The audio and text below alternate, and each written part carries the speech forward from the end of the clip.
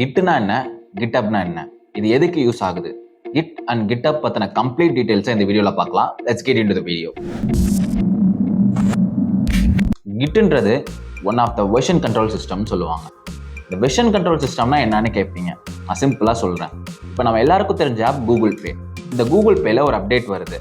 அந்த அப்டேட் பண்ணதுக்கு அப்புறமா நீங்க ப்ரீவியஸா பே பண்ண டிரான்சாக்ஷன் எதுவுமே உங்களுக்கு ஷோ ஆகல. சரி, ஓகேன்னு உங்க கான்டாக்ட்லாம் சர்ச் பண்ணா அதுவுமே ஷோ ஆகல. இப்போ கூகுள் இந்த பக்கை ஃபிக்ஸ் பண்ணணும். அதுக்கு முன்னால ப்ரீவியஸா பக் இல்லாம ரன் ஆன ஒரு வெர்ஷனுக்கு ஸ்விட்ச் ஆகணும்.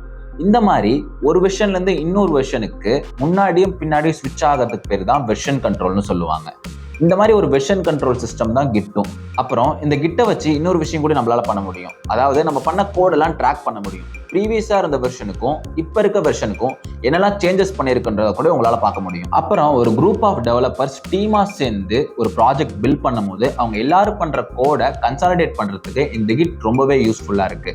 இது மூலியமா ஒரு டீமா சேர்ந்து ஒரு ப்ராஜெக்ட் கோட் பண்ண ரொம்பவே ஈஸியாகவும் இருக்கு. பேசிக்கா இந்த கிட்ன்றது ஒரு சாஃப்ட்வேர். இது உங்க லோக்கல் மிஷின்ல இன்ஸ்டால் பண்ணிக்க முடியும். இதை யூஸ் பண்ணி உங்களால வெர்ஷன் கண்ட்ரோல் பண்ணிக்க முடியும். கோட்ஸை ட்ராக் பண்ணிக்க முடியும். நீங்க டீமா சேர்ந்து ஒரே பிளேஸ்ல கோட் பில்ட் பண்றீங்கன்னா ஒருத்தர் பண்ண கோடை இன்னொருத்தர் பார்த்துக்க முடியும். அதை ஈஸியா கன்சாலிடேட்டும் பண்ணிக்க முடியும். GitHub அப்படின்றது ஒரு வெப் பேஸ்ட் பிளாட்ஃபார்ம். இந்த பிளாட்ஃபார்ம் யூஸ் பண்ணி நீங்க லோக்கலா கிட் மூலியமா கிரியேட் பண்ண ப்ராஜெக்டை அதோட ப்ரீவியஸ் வெர்ஷனோட சேர்த்து கிளவுட் சர்வர்ல ஸ்டோர் பண்ணிட்டு அதை ஹோஸ்ட் பண்ணிக்கவும் முடியும். இப்படி பண்றது மூலியமா நீங்க ஒருத்தர் ஆக்சஸ் கொடுத்துட்டீங்கன்னா அவர் எங்க இருந்து வேணா உங்க ப்ராஜெக்ட்ல ஒர்க் பண்ண முடியும் இந்த GitHub யூஸ் பண்ணி. இந்த GitHubனா என்னன்னு இன்னும் ஈஸியா புரிஞ்சுக்க ஒரு எக்ஸாம்பிள் சொல்றேன். இப்போ நீங்க ஒரு சாஃப்ட்வேர் யூஸ் பண்ணி ஒரு வீடியோ எடிட்டிங் பண்ணிட்டு இருக்கீங்க. எடிட்டிங் ஒர்க்லாம் முடிச்சுட்டு சேவ் பண்ணிட்டு வெளியே கிளம்பிட்டீங்க. நீங்க வெளியே கிளம்பினதுக்கு அப்புறம் உங்க வீடியோல ஏதாவது சேஞ்சஸ் பண்ணணும்னா நீங்க என்ன பண்ணுவீங்க?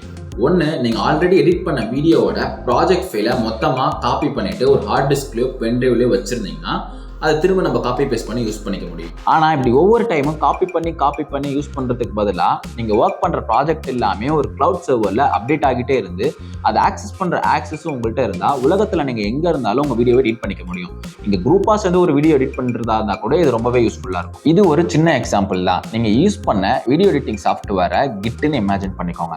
இப்போ கிட்டை யூஸ் பண்ணி பண்ண ப்ராஜெக்டை கிளவுட்ல சேவ் பண்ணி அதை எங்க இருந்து வேணாலும் ஆக்சஸ் பண்றதுக்கான சர்வீஸ் ப்ரொவைட் பண்றவங்க தான் GitHub. கிட்டை யூஸ் பண்ணி ரெபாசிட்டரிஸோட ஆக்சஸை கண்ட்ரோல் பண்ண முடியாது. ஆனா GitHub யூஸ் பண்ணி ரெபாசிட்டரிஸை யாரெல்லாம் பார்க்கலாம், எடிட் பண்ணலான்றதை கண்ட்ரோல் பண்ணிக்க முடியும். கிட்ன்றது ஒரு ஓப்பன் சோர்ஸ் சாஃப்ட்வேர். இது லினக்ஸ் ஓன் பண்றாங்க.